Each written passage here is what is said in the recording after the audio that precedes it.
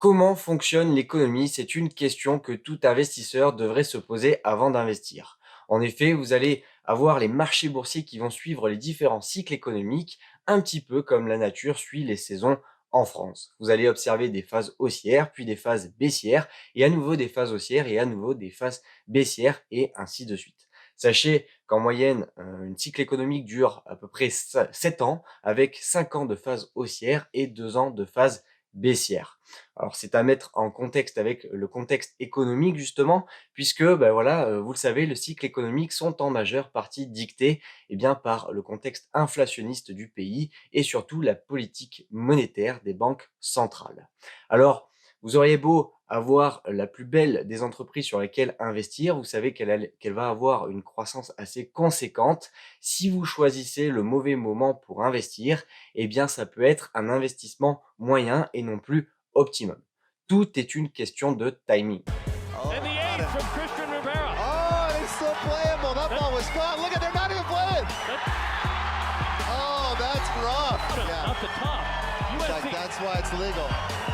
Les Callis, who ref here a ton, comes over to clarify. It is point BYU. Oh, dude, they were, look at him. Et oui, ça, c'est ce qu'on appelle un bad timing. Alors, si vous ne voulez pas faire la même chose avec vos investissements, c'est parti pour cette vidéo.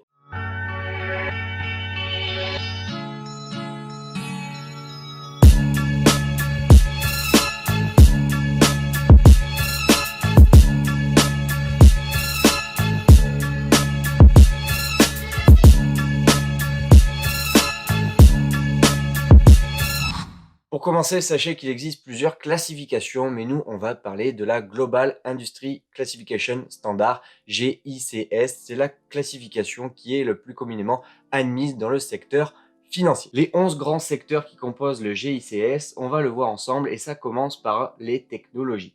Et dans les technologies, on va retrouver les logiciels et services, les matériels et équipements technologiques et semi-conducteurs et équipements semi-conducteurs. Vous allez avoir ensuite le financier avec les services financiers diversifiés et les assurances, mais aussi les banques. La santé avec l'industrie des équipements et services de soins de santé ainsi que l'industrie pharmaceutique en bourse, de la biotechnologie et des sciences de la vie.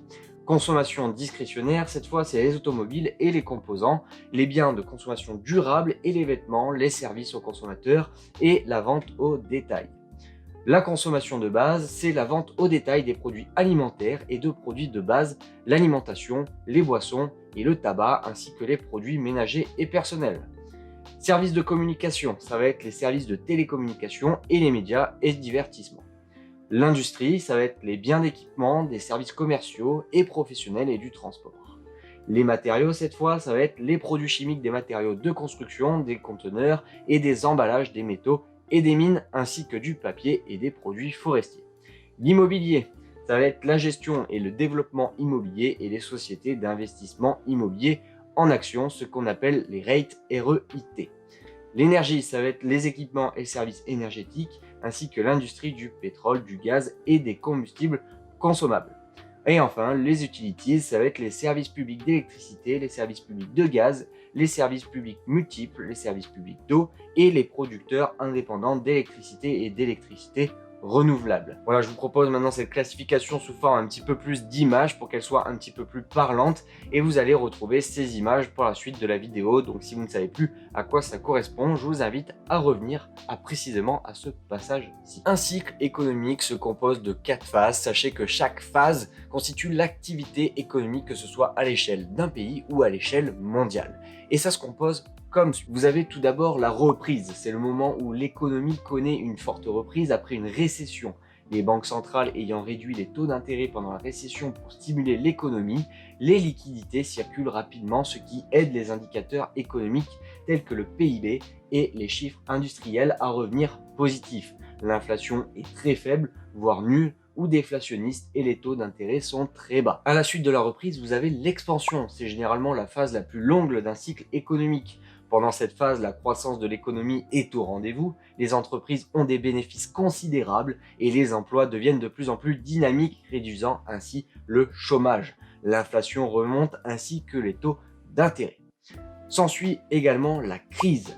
La crise succède donc à l'expansion car l'activité économique atteint à un moment un pic. La croissance reste positive mais commence à ralentir et avoir ce phénomène de plateau.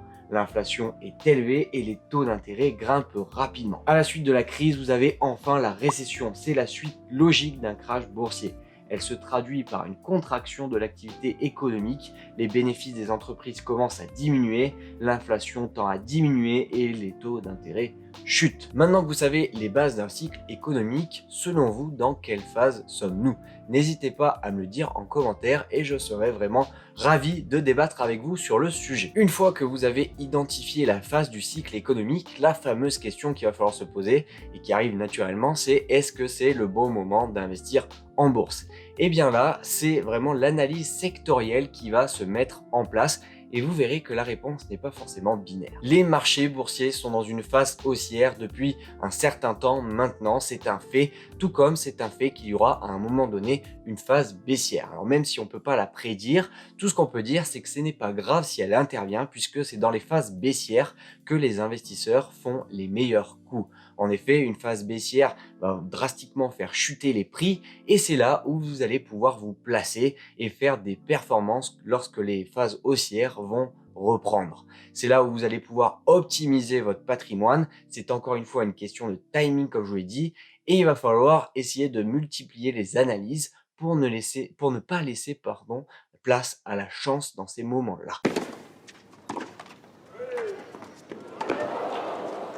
La chatte, il a la chatte. Et vous allez voir que chaque secteur boursier a un comportement qui lui est propre par rapport aux phases du cycle économique. En effet, tous les secteurs boursiers ne vont pas suivre le même cycle au même moment et c'est là où vous pouvez avoir un avantage considérable par rapport aux autres investisseurs en fonction de l'analyse sectorielle par rapport à l'analyse du cycle économique. Sachez que l'analyse des secteurs se décompose en 3 grandes phases. Vous allez avoir les secteurs sensibles aux phases cycliques, c'est-à-dire les secteurs cycliques sont fortement dépendants des phases économiques et généralement intéressants à détenir en début et en cours de cycle, mais à éviter lorsque les choses se détériorent car leurs profits peuvent brusquement chuter, tout comme leur action boursière. Vous allez ainsi retrouver les secteurs des industries, les biens de consommation discrétionnaires, les technologies, mais aussi les financières. Deuxième secteur que l'on peut observer, ça va être les secteurs peu sensibles aux phases cycliques. Les défensifs ont généralement une croissance lente et très peu dépendante aux phases économiques. Ce sont de parfaits secteurs en fin de cycle et en récession car la chute des actions est plus atténuée que les autres secteurs. Vous allez ainsi retrouver les secteurs de la santé et de la consommation de base. Enfin, dernier groupe de secteurs, ça va être les secteurs entre deux. En effet, vous pouvez observer les intermédiaires qui peuvent être impactés par les phases économiques, mais également y résister convenablement. Cependant, ces secteurs peuvent être sensibles à d'autres facteurs et notamment à l'évolution des taux d'intérêt. Les utilities, par exemple, ces entreprises passent généralement des contrats réglementés avec l'État ou avec les collectivités locales. Cela implique généralement des accords contractuels sur de très longues durées. Cela limite donc fortement la cyclicité. Les utilities ont besoin de faire de très lourds investissements, système d'acheminement d'électricité par exemple, que ces entreprises financent par de la dette.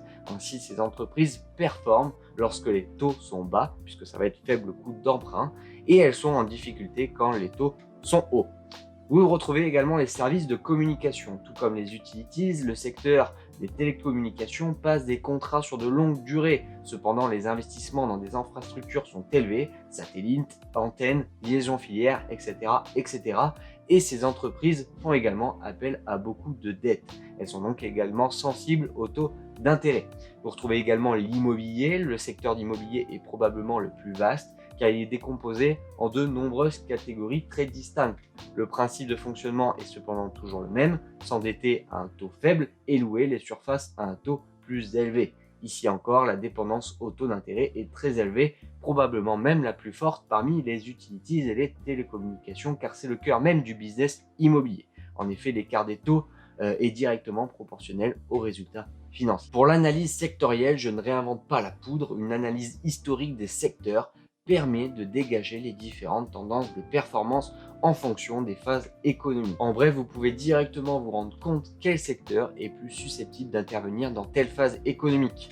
Attention, ce n'est pas à prendre au mot, mais ça permet de dégager les différentes tendances. Pour ceux qui ne sont pas à l'aise avec les tableaux comme celui-ci, c'est possible de s'en rendre compte également avec les graphiques suivants. Ok, donc on poursuit maintenant vraiment notre arbre décisionnel, un petit peu le système entonnoir. Vous connaissez les cycles économiques, vous connaissez maintenant l'analyse sectorielle avec les différents secteurs et comment ils réagissent en fonction des phases du cycle économique. Maintenant, l'éternelle question pour passer à l'action, c'est quelle entreprise choisir et dans quelle entreprise investir. Et bien pour cela, vous allez pouvoir adapter votre stratégie en fonction forcément de l'analyse sectorielle et des phases du cycle économique que l'on a vu ensemble pour superformer et optimiser un petit peu votre patrimoine. Pour cela, il y a deux types d'investissements possibles. Vous pouvez alors investir dans les ETF, il en existe pour chaque secteur boursier et permettent de ne pas se prendre la tête, de diluer votre risque et de gagner du temps dans vos investissements. C'est simple, vous investissez dans un panier qui regroupe plusieurs actions et vous laissez faire. Par contre, il va falloir vraiment déterminer dans quel ETF investir et sachez qu'il y a des ETF par exemple sectorielles. Deuxième possibilité, ça va être les actions. Elles permettent de cibler les entreprises que vous considérez après analyse comme potentiellement intéressantes. L'analyse fondamentale d'ailleurs est à mettre au cœur de cette stratégie car elle vous permet de cibler les meilleures entreprises et de potentiellement anticiper une performance plus fructueuse sur les marchés boursiers. Si vous avez encore du mal entre ETF ou actions, sachez que j'ai fait une vidéo complète sur le sujet qui vous présente les deux types de stratégies, donc n'hésitez pas à cliquer sur le lien en haut de votre écran. Dans tous les cas, sachez que ces deux stratégies sont pour du moyen terme. En effet, il va falloir garder à l'esprit qu'il va falloir continuellement, ou une fois de temps en temps quand même, faire une analyse du cycle économique, une analyse des secteurs et réaliser certains arbitrages pour superformer les marchés et optimiser votre patrimoine. Si vous n'avez pas le temps ou l'envie de faire ces analyses, eh bien je vous présente à chaque fois, mais je vais en reparler, la méthode DCA pour Dollar Cost Average. Ça consiste à investir une même somme tous les mois. Donc en effet, vous ne tenez pas compte des phases du cycle économique ou du phase de l'analyse sectorielle plutôt, mais dans tous les cas, ça vous permet quand même d'investir en bourse, d'avoir un pied dans le mouvement. Alors forcément, vous allez subir les phases haussières et les phases baissières, mais le principe d'investir une même somme tous les mois, c'est que vous allez vraiment limiter ce risque et vous allez diminuer le prix de revient de votre achat. En effet, si un mois c'est d'une phase haussière, vous êtes dedans, et si ça continue de monter, très bien, vous êtes dedans.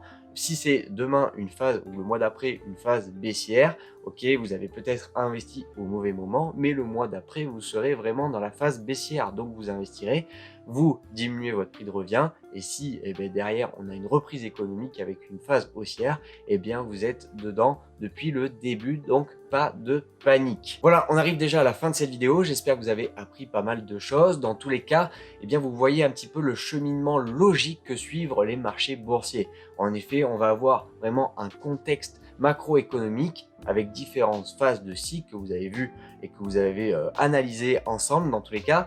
À la suite de ça, vous pouvez apposer sur ces phases de cycle économique des analyses sectorielles puisque vous avez vu que les secteurs ne réagissent pas forcément de la même manière et ne suivent pas toutes le même cheminement et le même axe de phase haussière, phase baissière, axe haussier et axe baissier. Donc vous pouvez réaliser des arbitrages pour optimiser un petit peu votre patrimoine.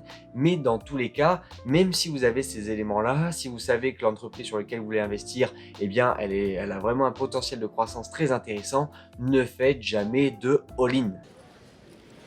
What is going on? Brabant going all in and a quick call by Brunetti. Et oui, all-in, c'est bien quand on gagne derrière, mais bon, ça vous le savez, si vous voulez vraiment faire du all-in, allez au casino, placez toutes vos économies, c'est une blague bien sûr, placez-le sur le rouge ou sur le noir, soit vous rigolez et vous êtes tranquille pour le reste de votre vie, ou soit au contraire, vous pleurez pour le reste de votre vie. À vous de choisir comment vous allez gérer vos émotions, mais je vous le déconseille très fortement.